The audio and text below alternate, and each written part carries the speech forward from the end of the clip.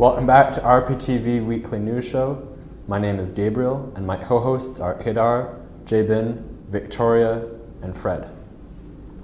We present news that impacts on Regent Park and the surrounding areas. In this episode, we present the following news for the week of May 15th to May 22nd, 2023. Regent Park, Social Development Plan Stakeholders Table, Community Progress Report, and celebration on May the 10th. City of Toronto unveils a new memorial sculpture to honor the legacy of Pam McConnell and presents the Pam McConnell Award for Young Women in Leadership. Toronto Football Athletic Advancement launches Women's Soccer Tournament 2023. Moss Park celebrates Spring Festival at Queen and Sherbourne. Toronto City Council Fire Native Culture Centre celebrates Health Gathering in Regent Park. Allan Gardens Neighbourhood Group demands City of Toronto to restore Allan Gardens and remove encampments in the park. City of Toronto certifies 102 candidates for June 26 by-election for mayor. Toronto City Council urges provincial and federal governments to respond to homelessness emergency. Events and jobs in Regent Park community. Regent Park's Social Development Plan Stakeholders Table Community Progress Report and celebration on May 10th. The Regent Park Social Development Plan is a community-wide initiative aimed at fostering social inclusion and cohesion. The plan revolves around 4 priority areas represented by a working committee. The 4 working groups are communication, safety, community building, and employment and economic development. The SDP Stakeholders Table is the main decision-making body responsible for the implementation of the Social Development Plan. The Stakeholders Committee meets 4 times yearly. On May 10, 2023, the SDP Stakeholders Table celebrated a hybrid meeting on the first floor of Daniel Spectrum to share with the Regent Park community the SDP Progress Report for 2022. The first part of the meeting began with dinner, entertainment, and music with the Free the Revolution.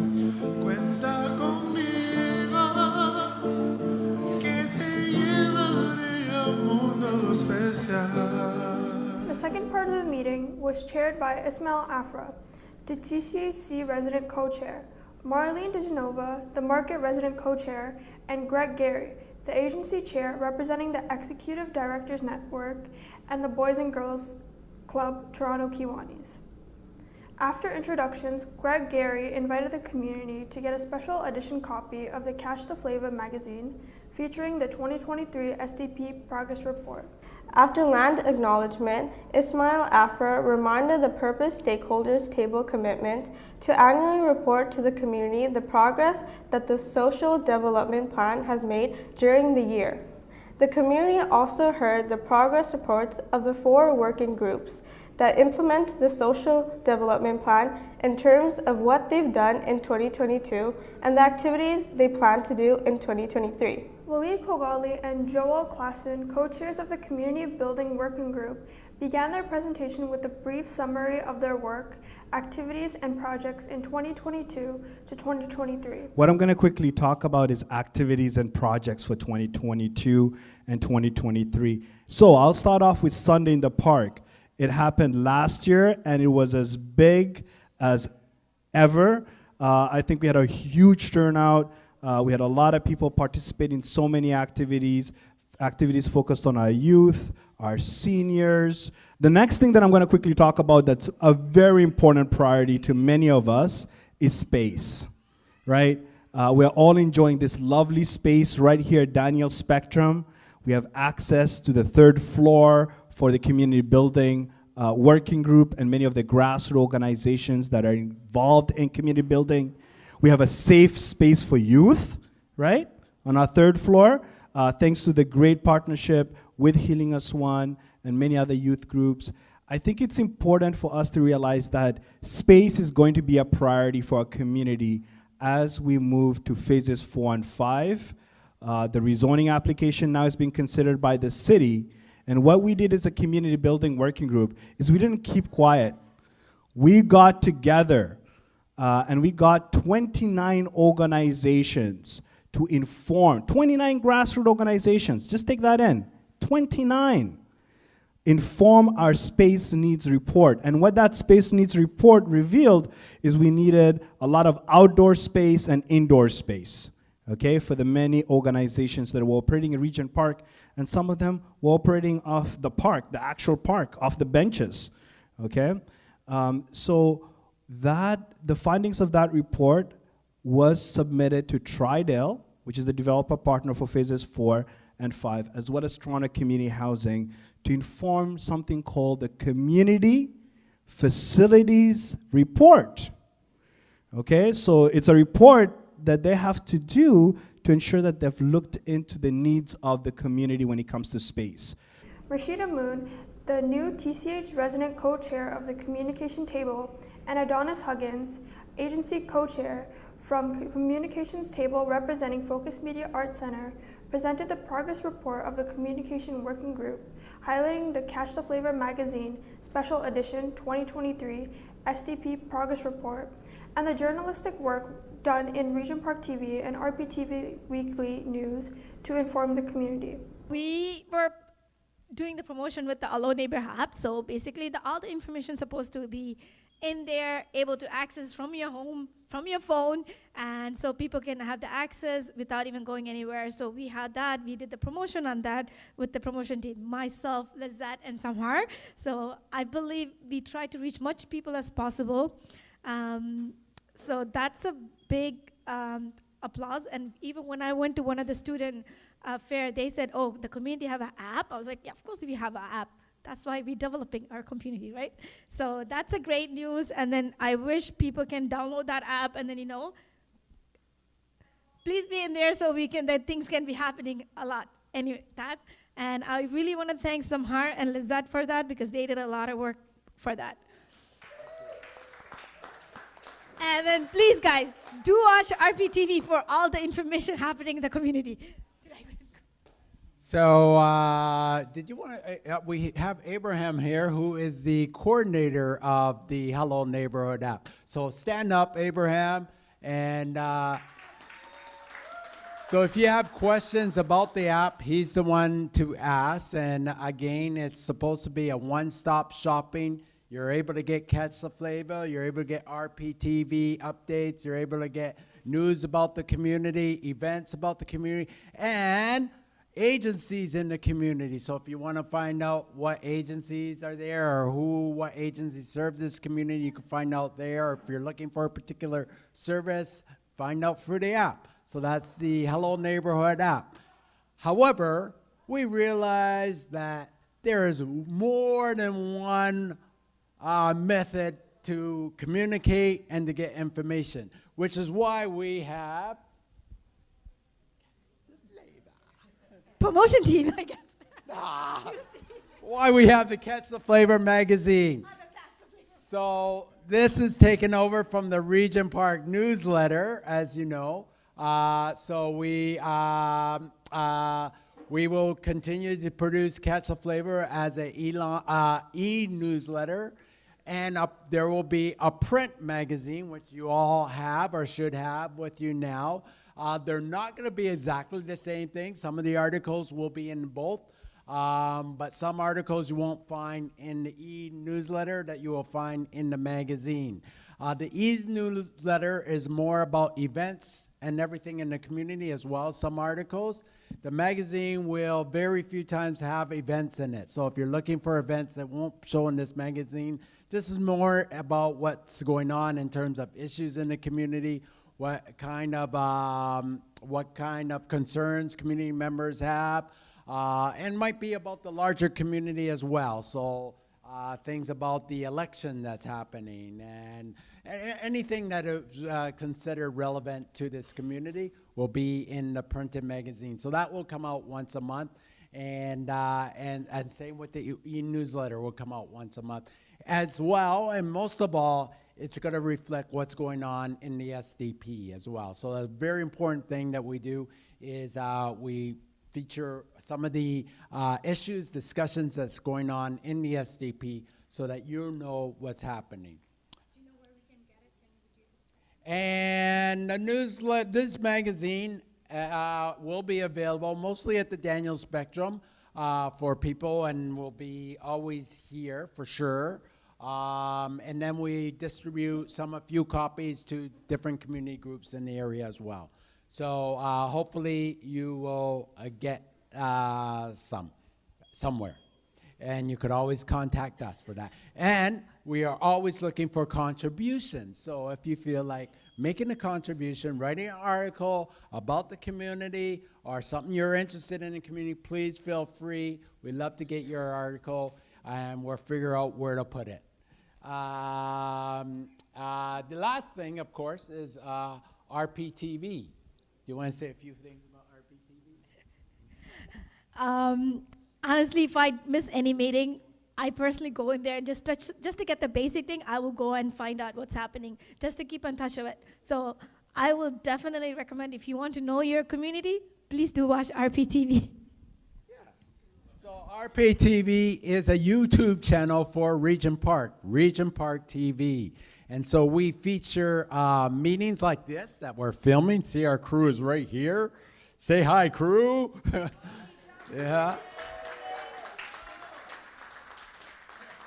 And they're members of the community as well, so we try to get to as many events that happen. But we also, anything related to the SDP, we really focus on. So, because we really want people to understand what the SDP is about, what it goes on at the SDP, and the activities of the projects and groups that are involved in the SDP.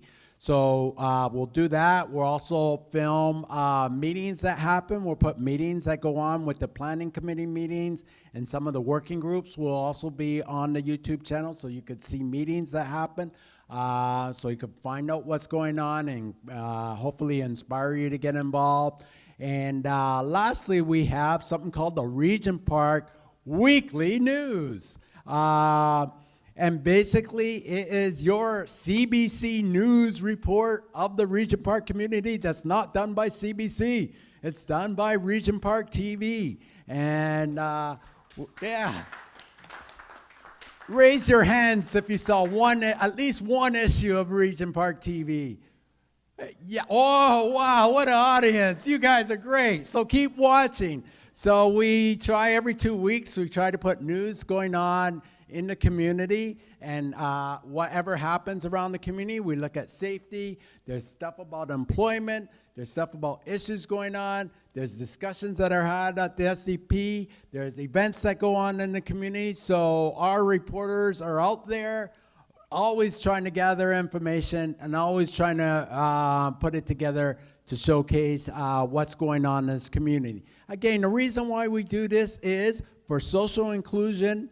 We want to make everybody feel that even if you haven't been in a meeting, that you know what's going on in the community. Even if you haven't been to an event, that you know what's going on in the community, you know what the issues are.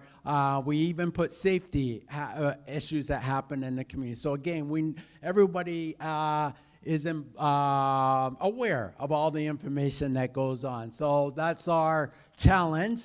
And we're always looking for, if you want to be one of our host reporters or journalists, we're always open to that. And if you want to learn how to film and do some filming for us, film events, we're always open to that as well. So we encourage you to get involved.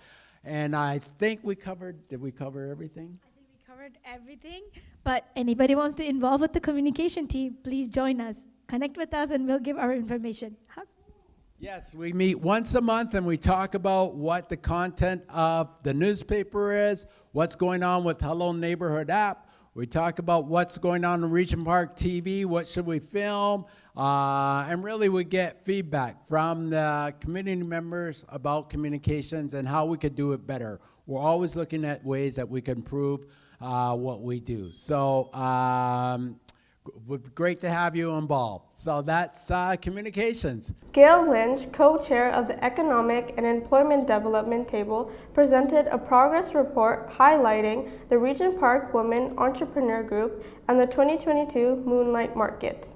In 2022, we got $91,000 to do things, so to advance our goal, and our goal is to increase employment and economic entrepreneurial activities in the community. We only got $91,000 to do that. And one of the things that came out of that was the Moonlight Market, that we needed some additional market where entrepreneurs can come and sell their wear. So we had some good learnings from that. One of the learnings was, this may not be the right spot, we want the street. So we've gone ahead and started to have the conversations with the powers that be about how can we animate the boulevard so that entrepreneurs can sell without going through the red tape of the city, because it's 8 weeks to get this space, right? You need 8 weeks advance notice and all the little hoops that you need to go through. So that's the type of work that we're doing. We're looking at what are the issues with the stakeholders at our table, how can we solve for that? That's what our focus is this year, is one, we're going to do a cafe pop-up here for 3 months. That's part of the entrepreneurship journey. Let's pilot that. Let's get some entrepreneurs selling here and see where our challenges are, what's working for us, what's not working, and how do we fill those gaps. Hajia Abu Bakr and Ines Garcia, both co-chairs of the Safety Network, presented the Safety Group Progress Report. Regent Park resident Lizia Casio and Murshida Mion also shared their training and learning experiences as part of the Safety Network workshop series. When we received the money for 21 to 22, we did a couple of training certificates. This is my big book where I write everything. I'm still old school. So I'm just gonna say we did CPR standard. We did 2 sessions. We had 31 people attended. We did CPR emergency. We did 2 sessions, 32 people attended.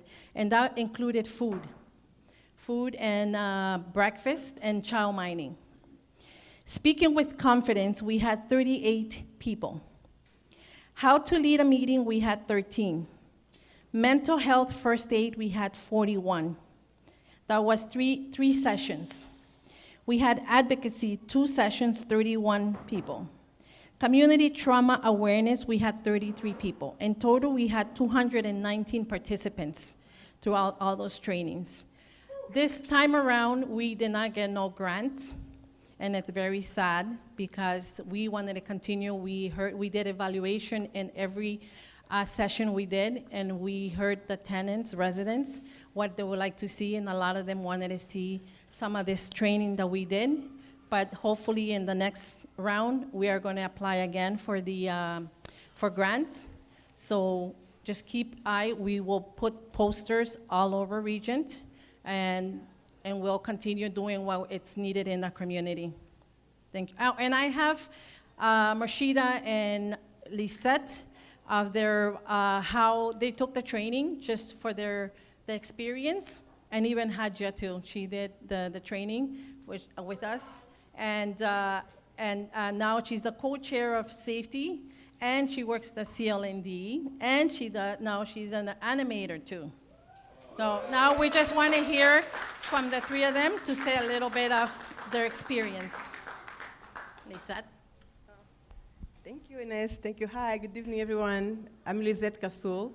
I'm a TCC resident, and I took how to speak with confidence and how to advocate for yourself and others.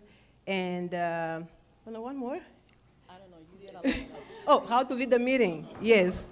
And I can say that today I know how to lead a meeting because I'm leading a group of 35 women that we meet every week, Wednesday from 11 to 1 o'clock.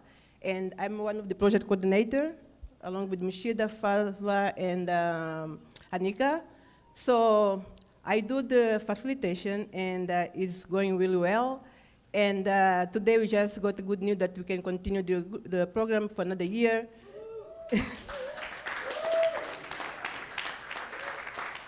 Yes, and I hope that projects that really make a difference in the community should be funded.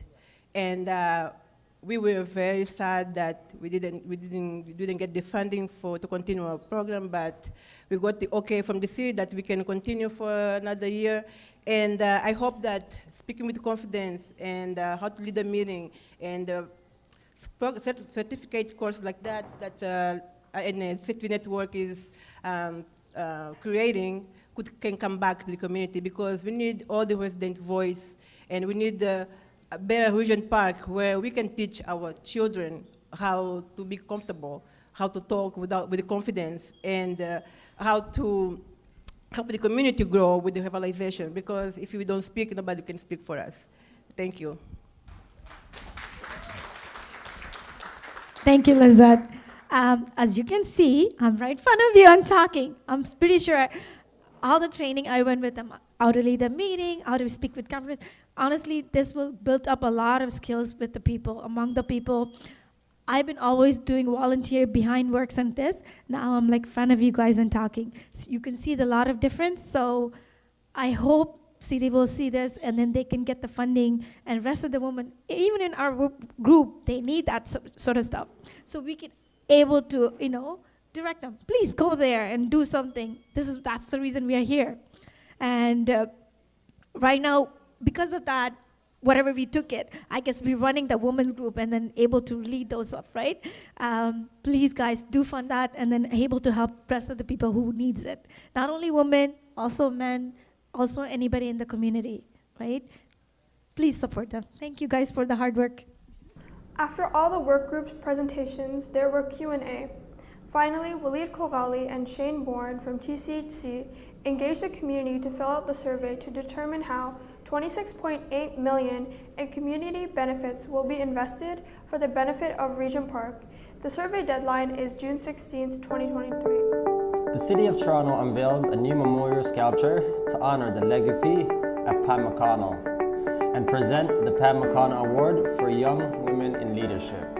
On Friday, May the 12th, the City of Toronto Deputy Mayor Jennifer McKelvey was joined by members of Pam McConnell's family outside the Pam McConnell Aquatic Center in Regent Park to honor the legacy of the late Deputy Mayor Pam McConnell. Deputy Mayor McKelvey also presented the Pam McConnell Award for Young Women in Leadership and unveiled a new memorial sculpture in honor of McConnell. As part of the ceremony, the new memorial sculpture entitled "Look at What We Achieved" by Alexander Moyle was unveiled to commemorate McConnell's legacy. Moyle is a Toronto-based sculptor who sculpts, designs, and fabricates meaningful and expressive permanent public art with the expertise in a broad range of materials, techniques, forms for diverse settings and environments. The artist and his team collaborated closely with McConnell's family throughout the design process to ensure that her likeness and spirit were accurately captured. 1, 2, 3.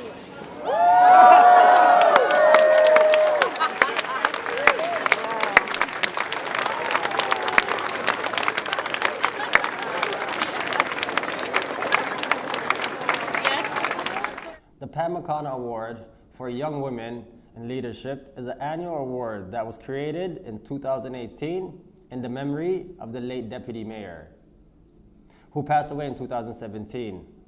This year's recipients are Tara Curry, a founder and head chef, Unity Kitchen, which serves over 130 meals a day to people experiencing homelessness and food insecurity in the heart of downtown Toronto.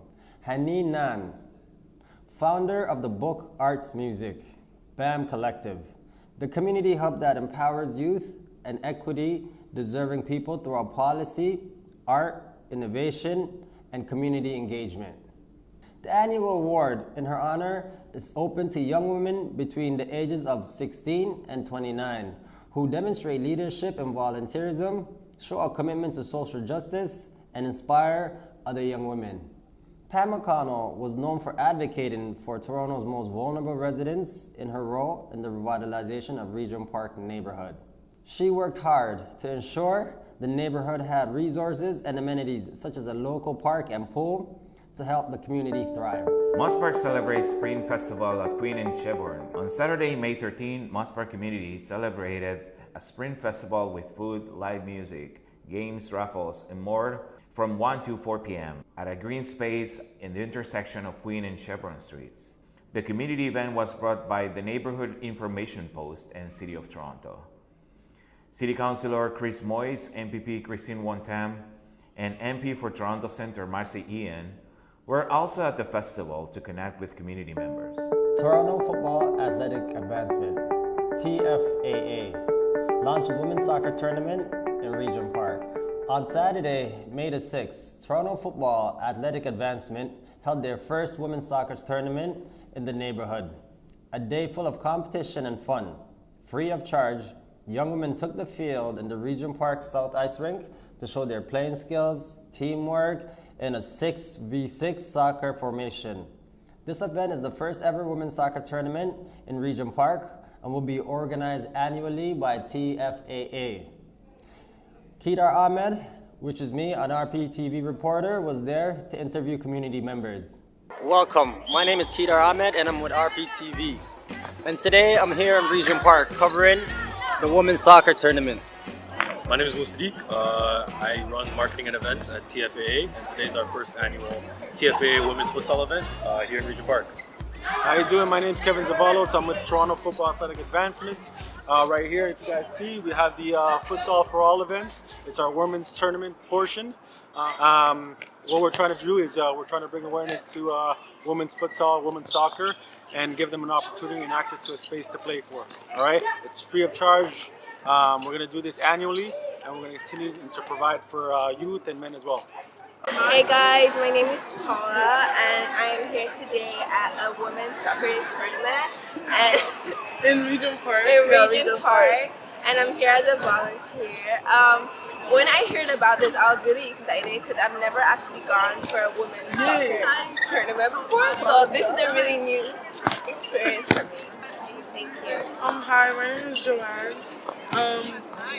This is my first time around the area, and this is my first time actually seeing a group of women playing soccer.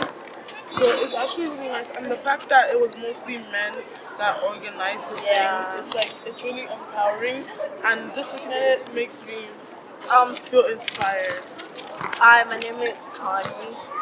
Just to put on what Joanne said, like it feels it looks like the man, don't make women seem like they can't play or whatever. So it's really good the way they organize this for teenagers. I think most of them are teenagers, and to put themselves out there, even though they're not good, but practice makes perfect.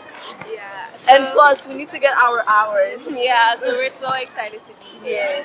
Is there anything else that you want to add that you want the people to know? You should check. Yeah. You should come here. Yeah, it's really nice. I think it's open to anybody really that to play volleyball, and it's like a really diverse soccer environment.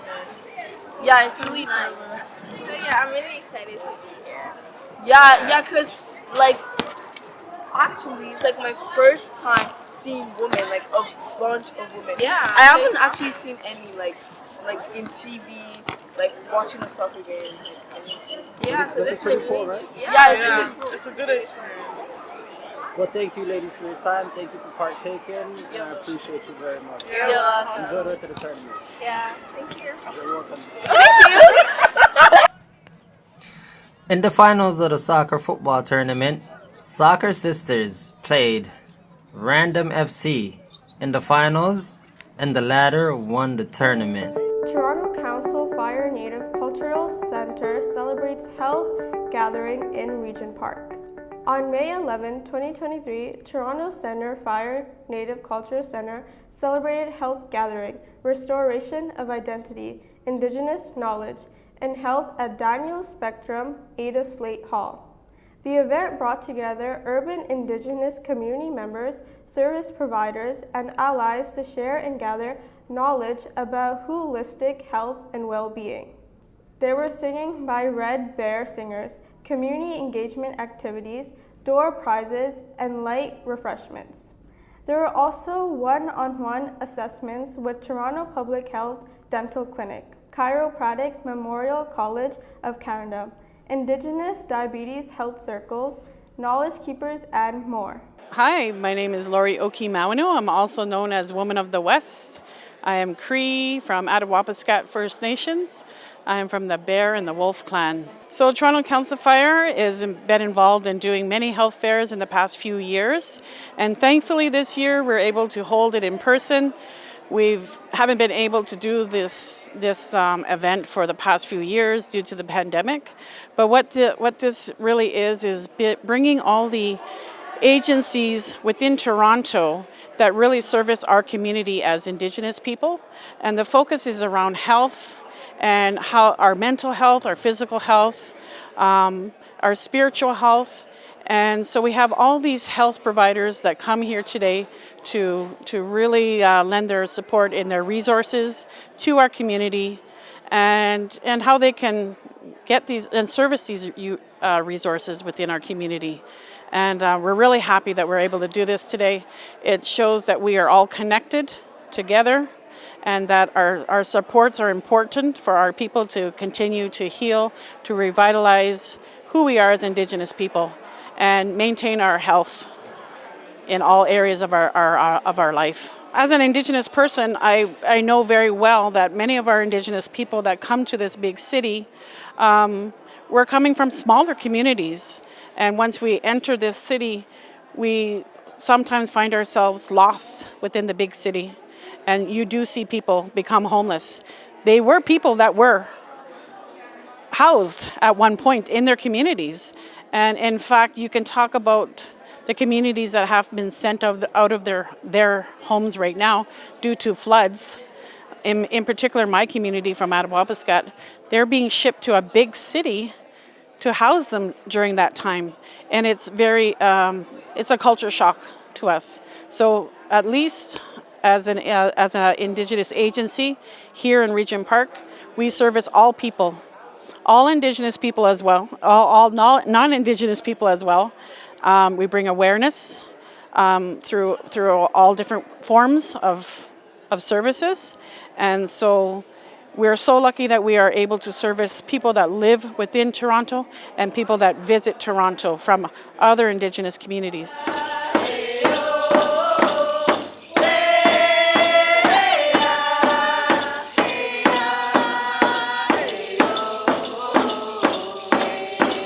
My name is Justice. I'm working for the IDHC, which is the Indigenous Diabetes Health Circle. Today we're testing for diabetic retinopathy. So it's not always covered by OHIP, so what we're doing is a 2-minute test, and if you test positive, then we'll contact you with free resources on how to treat retinopathy. And yeah, that's what our table's doing today. Allan Gardens Neighbourhood group demands City of Toronto to restore Allan Gardens and remove encampments in the park. A group called Allan Gardens Neighbourhood Group has started a petition demanding that the City of Toronto take action to remove the tent encampments in the park. It says that there are currently 36 tents there, being supported by a range of city services. It asks for action to restore local residents' sense of safety there. The petition states that many area residents are experiencing fear, stress, and anguish from this ever-increasing number of encampments in Allan Gardens. There has already been one murder and a stabbing in the park. To read the full text and to sign the petition, see the link below. Good afternoon, my name is Kedar and I'm with RPTV. And I'm here today at Allan Gardens asking people about encampment situation. And right here I have with me Crystal. Crystal, what do you think about the city's proposal to remove encampments? I think that it's not a great idea, especially since there's nowhere else for these people to go, for us to go. Why would we be here if we had somewhere to go? And I'm looking around, I'm seeing all these buildings with empty apartments that the city could be helping us out with. Somewhere safe to be, somewhere where you don't have to be freezing cold at night and wonder where your next meal is going to come from. Luckily, there's a lot of good people here that are trying to help out, and it'd be great if we had a little bit more help from the city to try and not get rid of us, but place us in somewhere in a safe place, safe, warm. There are people that go around to the tents, and if you happen to not be there at the right moment, they deem your tent empty, and they'll remove it within a day or two, whether you're in it or not. And it's disturbing. It's really horrible thing to see happen. This is the only home we've got. This is all our belongings. This is all we have left. And the reasons we're here aren't necessarily what everybody thinks, you know? It's not necessarily all addicts and thieves and horrible people. There's so many good souls here that deserve better, that deserve more, that deserve safety. I have a puppy.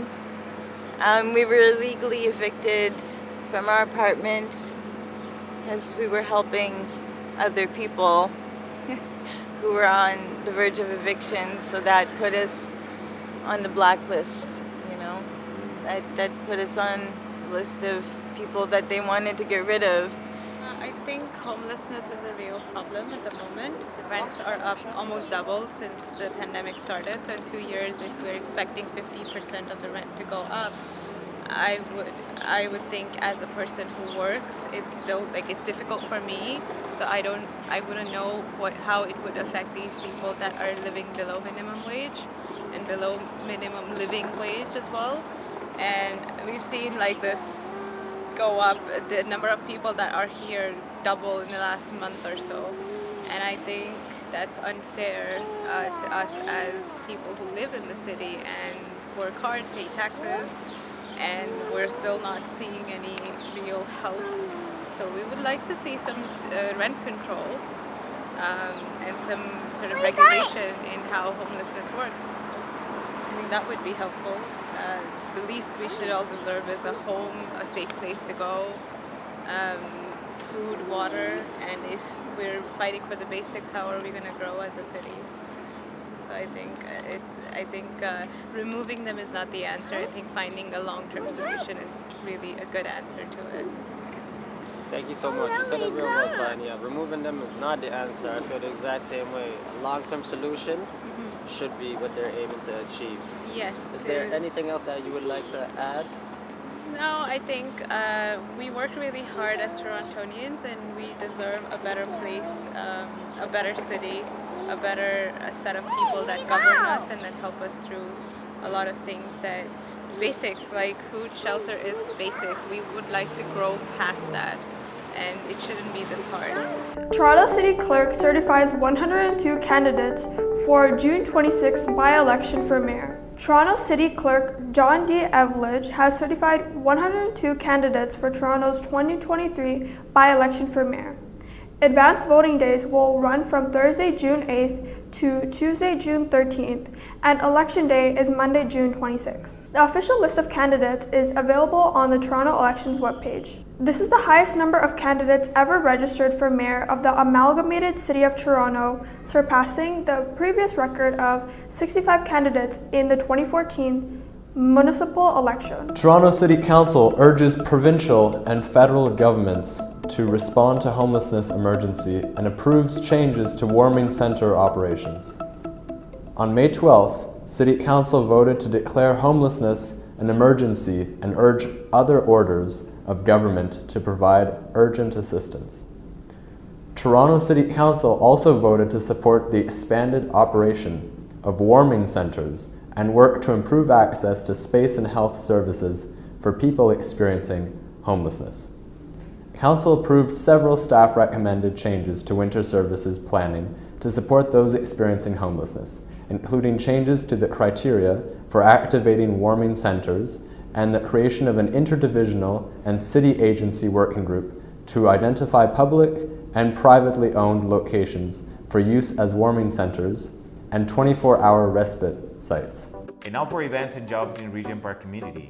In honor of their 15th birthday, the Children's Book Bank will be hosting a book sale for grown-ups on Saturday, May 27th and Sunday, May 28th from 10 a.m. to 4 p.m. at Daniel Spectrum. They will have a huge selection of books, all priced under $5. The proceeds of the book sale will support the ongoing children's programming. Street Haven, Canada's first women's shelter, invites you for the launch of Smart Space on Friday, May 26, from 12:30 to 3 p.m. at 87 Pembroke Street. Street Haven is innovating to create the first smart space to meet the needs of vulnerable women in downtown East. It will be a space for training, workshops, counseling, recreation, and socializing. For more information, send an email to ei@streethaven.com.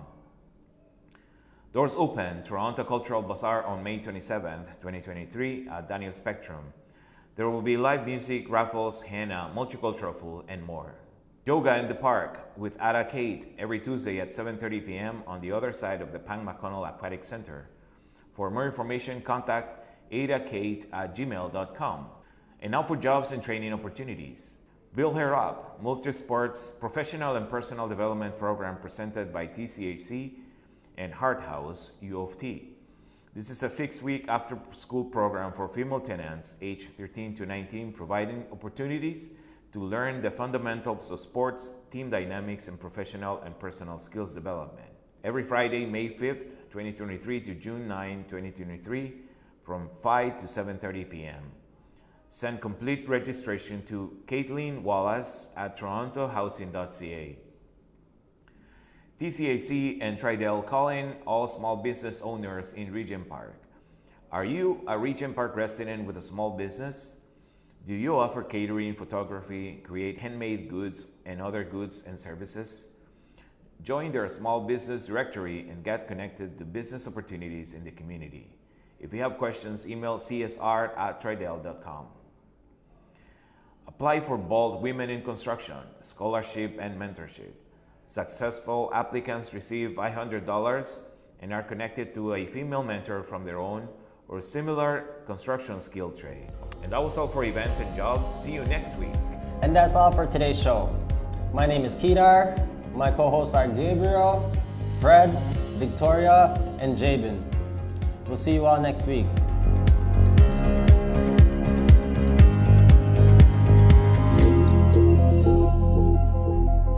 Don't forget to like, comment, share, and subscribe to our YouTube channel.